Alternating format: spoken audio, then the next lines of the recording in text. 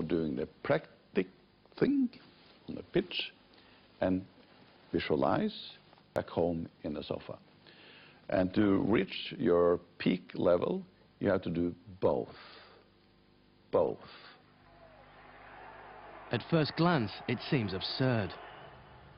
To visualize a free kick, a player will imagine placing the ball just as he would for real. He'll imagine stepping back just as he would for real. And then he'll imagine striking the ball and scoring the perfect goal, just as he would dream of doing for real. But Rilo believes visualization is more than idle daydreaming.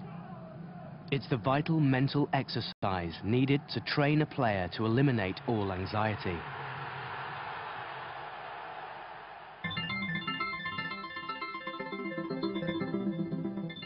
The remarkable powers of visualization are being studied at the University of Edinburgh's Department of Psychology, where Professor Dave Collins is measuring a player's muscle spasms to compare what's happening inside the brain during physical training and what's happening during visualization.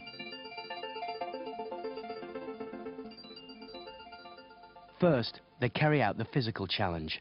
Hands down by the sides, nice fast start. On your marks, get set. Go! Come on, come on, come on, push in, push in.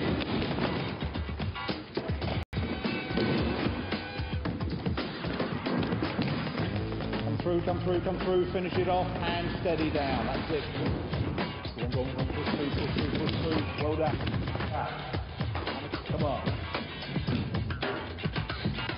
Turn and steady down, slow down now.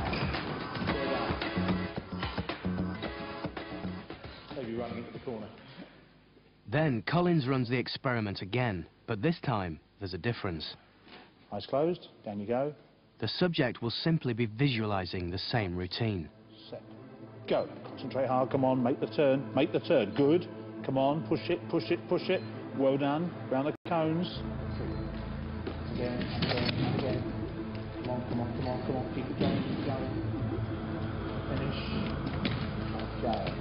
Each time we're doing this, what's going to happen is it's almost like you're layering on an extra level of detail.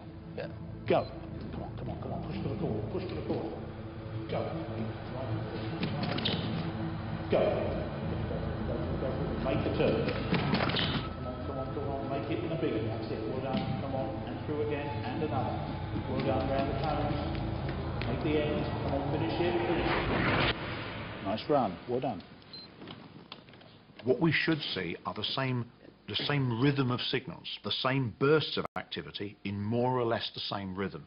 And the particular things we're interested in are the relative timings of these big pronounced movements, like the turns, like the slalom bits, that split the movement up into phases. The results show something quite extraordinary. The two traces reveal that at critical moments, such as making a sharp turn, the signals from the brain are just as pronounced when the player was simply visualizing as when they were physically running the course.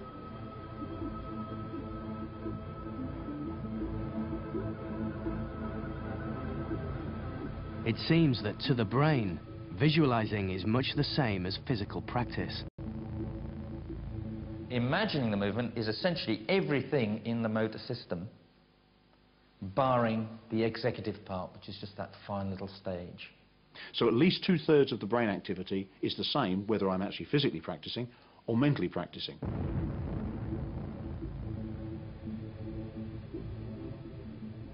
What happens when a player practices a free kick for real is signals are passed from the primary motor cortex via the lower brain to the secondary motor cortex, and only then down the spinal cord to the muscles.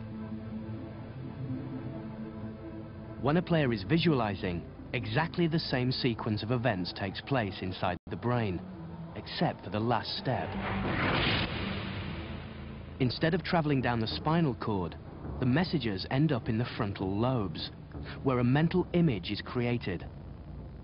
So, as far as the brain is concerned, visualizing in the mind is as good as physical practice.